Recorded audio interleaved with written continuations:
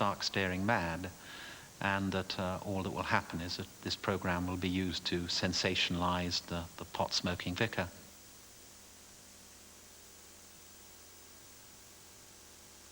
Good evening from one of Amsterdam's many coffee shops. People here are openly buying and smoking cannabis. Now, they're doing it for pleasure, but we're here with a serious purpose, at the start of a medical experiment. A survey next week will show that more than 2/3 of British doctors now believe that cannabis should be made legal under strict controls for medical use. It's claimed it can help sufferers from multiple sclerosis, AIDS, cancer, and serious spinal injuries.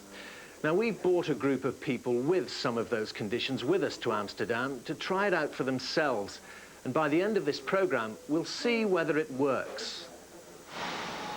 Heathrow Airport, Tuesday morning. The first members of our test group set out. Hi, how are you? You're coming on this experiment, Yes. yes? Sounds very interesting. Very doesn't it? interesting, yes.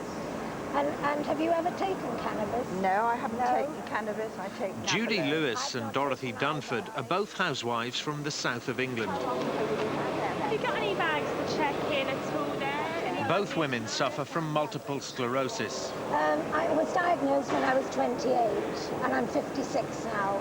So that's 28 years ago. I've had it for 33 years. 33? Yes. And you know, they'd say 20 years is your limit, so we're past our sell-by dates. We are past our sell-by date. We really are, yes. Baroness Massam of Ilton, a member of the Parliamentary Committee on Drugs Misuse, is coming to watch the experiment. Wherever I sit in non-smoking? It's all non-smoking. Okay, very We've good. saved a seat for you. That's good. That's your boarding card and your passport, and you're welcome to wait at the dormitory Marvellous. lounge as well, okay? Thanks very much.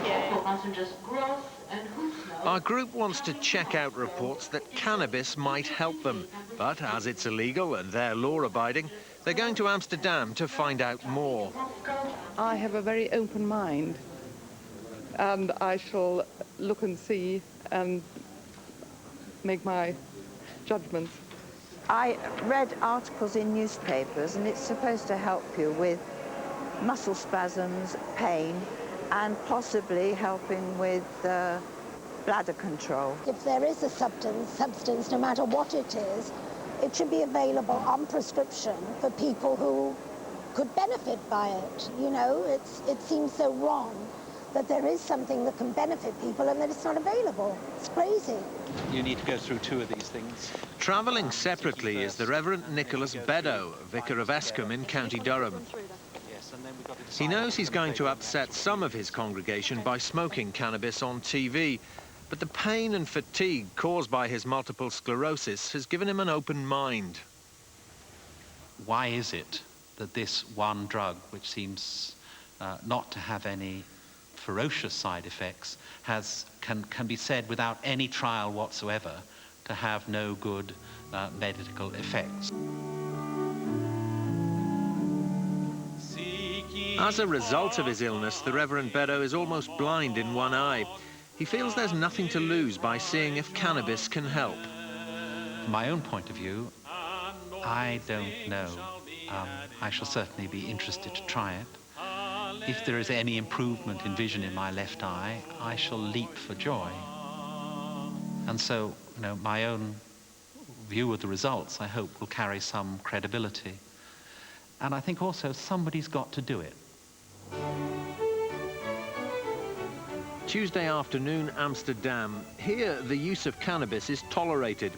Tonight, our group is going to try it. There's never been a full-scale clinical trial of cannabis, and this won't be either, but it might give some clues.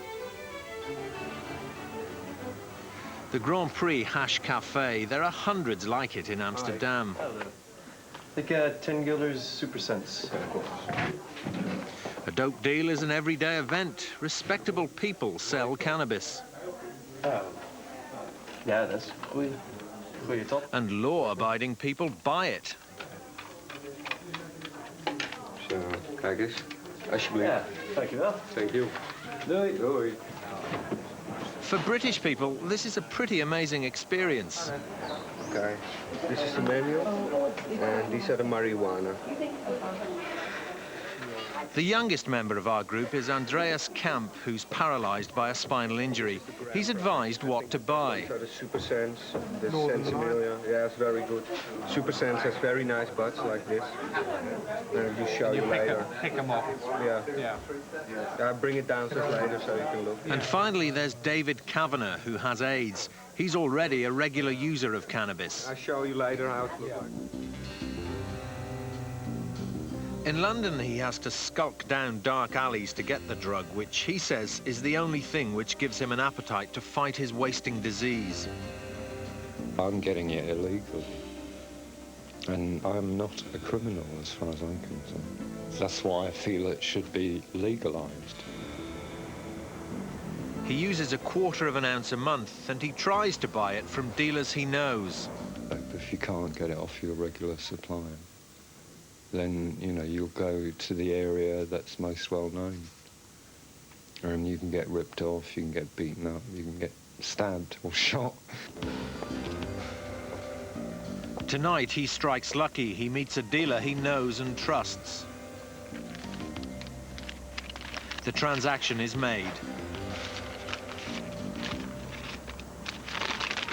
But it's a risk. Only a few months ago, he was caught by police and cautioned. Back in Amsterdam, it's all in the open, and the women in the group are enjoying a novel shopping experience. May I pick a piece up? They're looking for some good cannabis to smoke. Oh, beautiful. Do you like rosemary? Which is the one that smells like rosemary?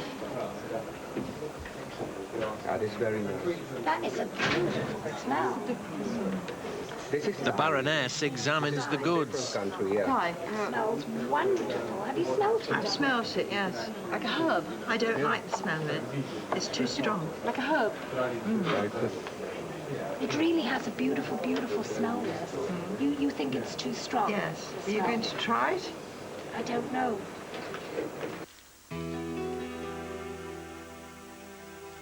There are already many seriously ill people in Britain who use cannabis. They say it really helps their conditions. Jeff Vincent has suffered from multiple sclerosis for 5 years. He used to be a sheet metal worker. He says that cannabis is the only drug which controls the violent spasms, one of the symptoms of the disease. Drugs prescribed by his doctors just didn't work. If I smoke cannabis before I go to bed, I can sleep. More importantly, my wife can sleep. The whole family can sleep, the neighbours can sleep, and I have had complaints from the neighbours because that's how bad the spasms are in the night. Having 2 daughters, I'm obviously not into the drug scene, but if you're suffering a lot of discomfort, something's got to go, and my family were more keen on the idea than I was because it makes me more even-tempered and easier to live with. Paul is also partially paralysed. He has great difficulty getting the supply of cannabis he says he needs. I use it only in the evening because it ensures that I have a good night's sleep. And I find that the following day, my spasm is greatly reduced. First of all, I approached somebody in a pub, and it was quite disastrous because they took my money and didn't come back. And that happened on a couple of occasions. When you think of drugs like heroin that are highly addictive and very dangerous, that are prescribed every day, I resent that. I think it's a very lopsided view of the law as it stands. But across the Atlantic, if you're lucky, you can get your cannabis supplied by the state. Hidden away somewhere in deepest Mississippi lies a secretive US government installation. In summer, these fields bloom with marijuana. As the result of one man's remarkable legal battle, the US government has been forced to supply some of this crop to its own citizens. If it weren't for marijuana, I'd be introducing you to my guide dog, Rex. I'd be walking the streets with a white cane. I'd be unable to see the universe that I live in. These are Robert Randall's joints being packed for delivery. He receives 300 a month, distributed from a secret research laboratory in North Carolina. A victim of the chronic eye disease glaucoma, Randall made American legal history to win the right to smoke cannabis. His court battle began back in 1975 when he was charged for growing his own cannabis plants. The judge concluded that any person who knew that marijuana could prolong their eyesight would break the law to obtain marijuana to do that. So I was found not guilty. And he didn't stop there. He fought through the courts to win the right to take cannabis on prescription. A small group of others followed his example.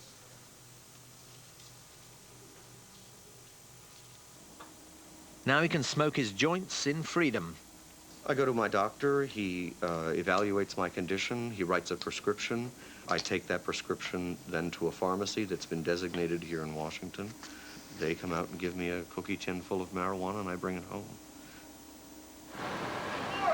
But there are only 9 people in the US who can take cannabis legally. Others who try to fight the laws can end up in prison. This is San Diego County Jail, where a campaigning HIV sufferer is behind bars for using and promoting cannabis. Sam Skipper was sent away for refusing to stop growing the plant he says he needs for the good of his health. We were allowed in to interview him. To speak to him, we had to use the prison's antiquated phone system. For me to go to jail, somebody had to make a mistake. And, I'm perhaps maybe a martyr, but, I have a reason to live. I checked for it. I looked for it. But this is the only one I come up with. It is what gives me life. And so, therefore, it is my job in life to make it legal for you and you and you. But things could be changing. The Clinton administration is currently reviewing the special scheme under which Robert Randall is allowed to use cannabis. It's considering allowing more people to join in. And Clinton's Surgeon General stated before she took office that she's in favor of cannabis being given to the seriously ill for medical use. The Cannabis Crusaders believe things are moving their way. I think that when you get to a point where laws can no longer be enforced because juries find them profoundly unethical, immoral, evil, that something has got to change. And I think that we're on the verge of that in the United States. First of all, let me welcome... Amsterdam, Tuesday evening. It's time for our experiment to begin. On hand is a sympathetic British doctor, Clive Inman, a spinal injury specialist. A Dutch authority on drug use explains how to smoke cannabis. They'll take a tiny amount. The object is to relieve pain, not to get high. Yeah, for those who are trying it for the first time, how much would you suggest that they smoke? I would suggest just take a small amount of it, keep it for a not all too long period in your lungs, and then just let it go. Okay, well, David, would you like to lighten as well, and Andreas? Kind of dead. The experts suggest they smoke rather than eat or drink the cannabis, as the effects will be easier to control. Well, Judy, do you want to go ahead and try it? Oh, can I do that? Yeah.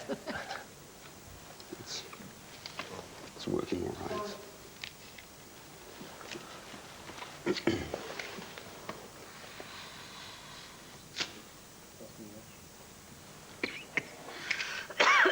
Is that a strange sensation? Do you smoke normally? No, not anymore. Andreas inhales deeply.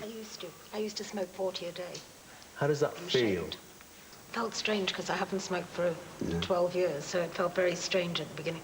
But I haven't had any woozy effect or anything as yet. It's defined as a drug in Britain because there are worries about its addictive properties. Do you have any worries about that? That's why it needs to be carefully evaluated and controlled. It's not, we're not advocating that everybody should use it, and certainly not everybody who has multiple sclerosis or a spinal injury or whatever are going to find it useful. Andreas, you had, what, 2 or 3 puffs there, or quite a lot. How do you feel? I'm feeling the effect. I've certainly gone very calm. all over, tingling sensation in my legs, and a very warm feeling, and the whole upper body is gradually going quite limp. Is it how you expected it to feel? No, it's quite stronger, a lot stronger. I can feel myself going out of control. And I'm going to say this, but, you know, don't worry, Mum. Because I can feel her saying, oh, I told you so. But I'm having trouble concentrating now. Is it something that you think you'd like to continue trying back I can home? say that before you've finished the question. You know, I'd rather have a few drinks and feel pleasant, you know, because you're losing control. I can feel the control going. Let's just ask Judy here. It's, what, 20 minutes since you had your first puff there. Has it had any effect? My mouth is very dry. I could be asleep in 2 seconds flat. I had tingling like Andreas in my legs, but that's virtually gone now. I was hot and I'm now cold. But would these feelings be any help to you in controlling your MS? I don't know. Well, I'm very much against illegal drugs, but if cannabis, for instance, helps severely disabled people with some very severe problems of spasm, muscle spasm and pain, then surely it's worth evaluating it and looking at it and assessing it. But some doctors remain very concerned about using cannabis for medical purposes. It contains more than 60 active compounds, many of which have unknown effects. It's more carcinogenic than tobacco. It can cause changes in blood pressure and even contribute to angina and heart attacks. You may have the unpleasant type reactions such as anxiety, depressive type reactions, paranoid reactions. And with increasing dose, people may also experience hallucinations and delusions, and in some cases may become acutely confused and need admission to hospital. Next week's BMA survey of 400 British doctors will show that more than 2/3 believe cannabis should be available under strict controls, but they don't want just any GP to have the right to prescribe it. In terms of health consequences, if cannabis was to be used on a widespread basis, one would have to be concerned about long-term health-related problems, such as we've seen the story emerge with cigarettes over the last few decades. But in Santa Cruz, California, such concerns seem far away.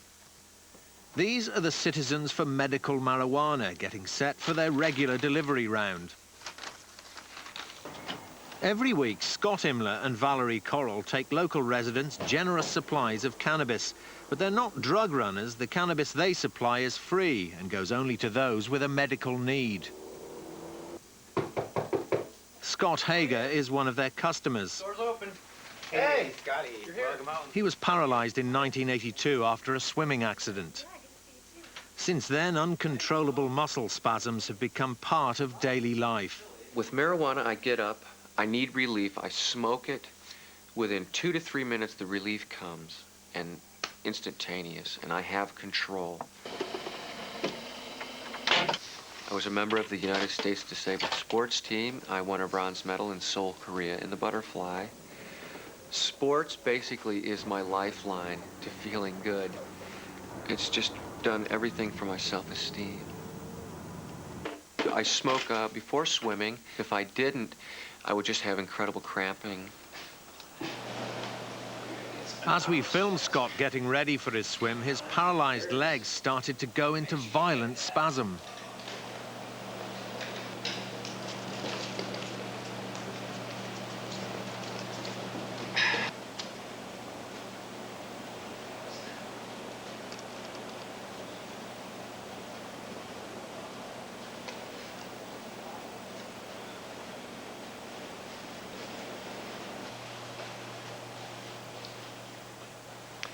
Well, what you saw was what I deal with every day of my life, the intense muscle spasticity that really makes my situation a disability. Whenever I get dressed or undressed like this in the morning, before I start an activity, I have to deal with that type of violent physicalness. I've just smoked a little marijuana. I'm not stoned out of my mind, and I'm ready to go swim 1,000 meters. Here I go. If I had taken a Valium, I'd still be sitting here shaking violently. There is no way that I could ever extend my legs like this. And the relief wouldn't come for 30 minutes, and it would last for 4 hours. And swimming 1,000 meters would not even be a consideration.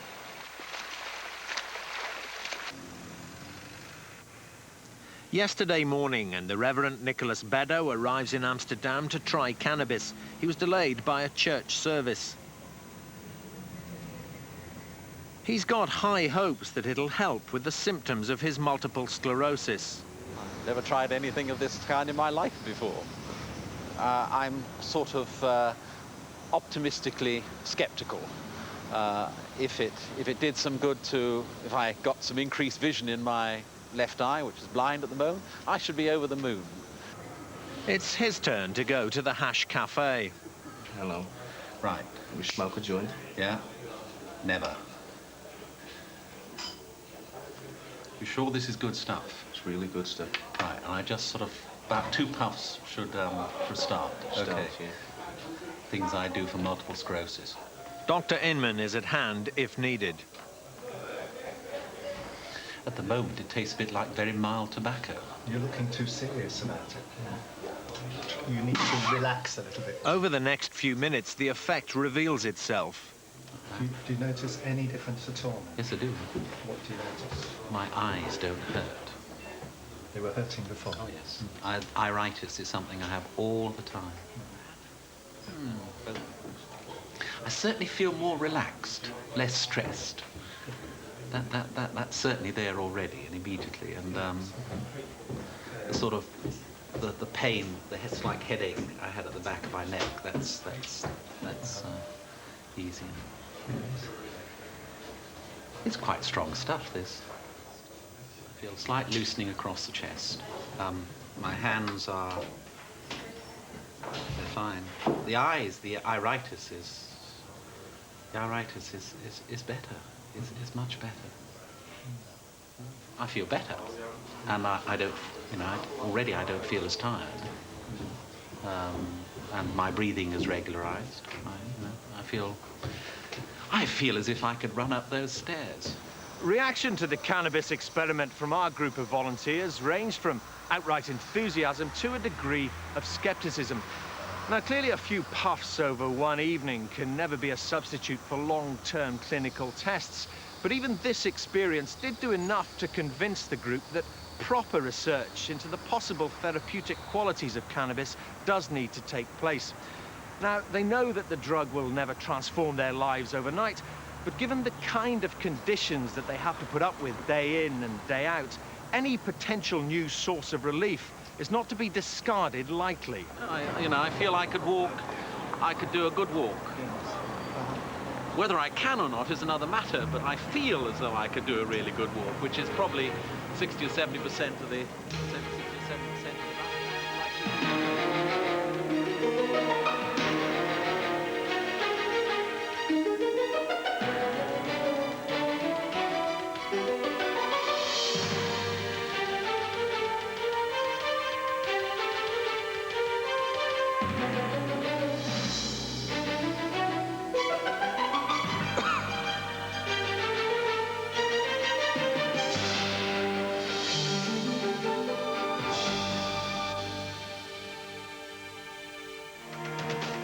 I've raised